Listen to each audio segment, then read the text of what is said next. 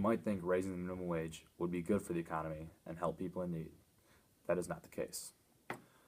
Create jobs, support pay equity, education, expand Medicaid. These are all ways to help cut poverty in the U.S.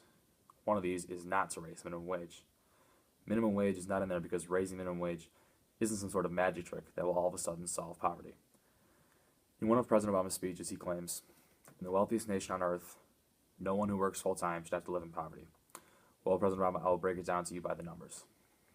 47 million, the number of Americans who live on incomes below the federal poverty line. 3.3 million, the number of Americans earning the minimum wage or below. Half of these earners are under 25 years old, so it is normal for their earnings to be low, and 2/3 are working part-time. 750,000, the number of minimum wage earners living below the federal poverty line. This is only 1.6% of those who live in poverty. When we do the math, we see that 23% of minimum wage earners live in poverty. If we are going to lift millions of Americans out of poverty, we are going to need much more than an increase in our federal minimum wage. Raising the minimum wage could put out of work the very people this policy aims to help. It forces employers to pay workers more, but it does not force employers to hire those with the same skills that they formerly employed at a lower wage. They can and will hire higher skilled workers and use self-order kiosks in restaurants or self-scanners at supermarkets. For these 750,000 people, raising the minimum wage might help them out of poverty, but that is only the case if they are able to sustain their job after the wage is increased. Those who are no longer employed at the higher minimum wage are not lifted out of poverty.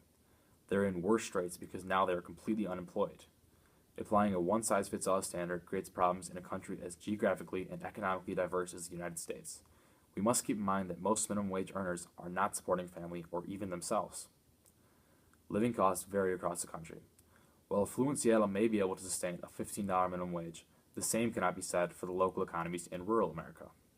Seattle's median hourly wage is $22.43, and less than 8% of employment is in food preparation. In contrast, food preparation is the largest major employment group in Myrtle Beach, South Carolina, where the median hourly wage is only $11.52. The federal government should not force these two cities to have the same minimum wage. Rather, individual states should be able to set their own wages. Real problems such as poverty require real solutions, such as improving the education system so people are better prepared to earn high-wage jobs, or attracting more businesses to America by lowering our 35% corporate tax rate to our competitors' average of 24%. Raising the minimum wage is well-intentioned, but it is not a real solution to poverty. Here are a couple things that will happen if the federal minimum wage is raised. Number one, businesses will raise their prices. It is common sense that if an employer is required to pay employees more, they will have to raise prices in order to turn a profit. Number two, jobs will be cut. It would eliminate jobs.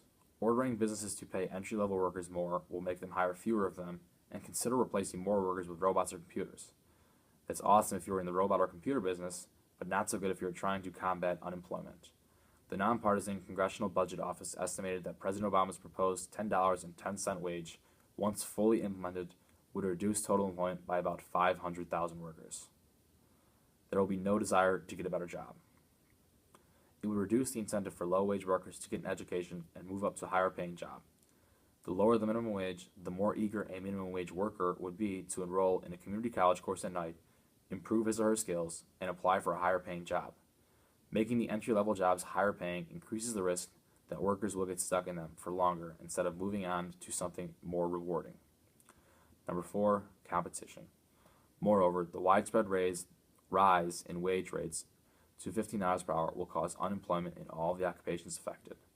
The unemployed clerks, telemarketers, factory workers, and whoever who otherwise would have earned between $8 and $15 per hour will have no reason not to apply for work in fast food, which will now pay as much as any other occupation that is open to them.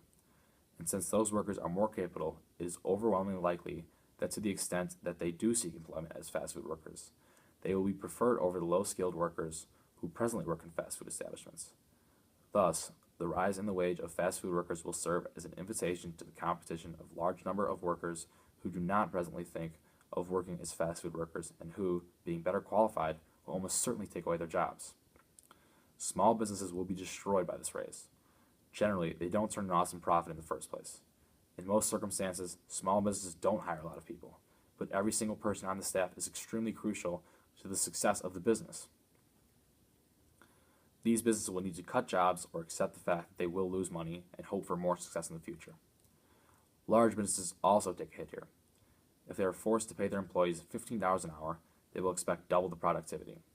When double the productivity does not come, these businesses will invest in more self-checkouts and will eventually lead to even more job loss. Overall, if you're one of those people standing on Michigan Avenue telling the world about your fight for 15, do some research.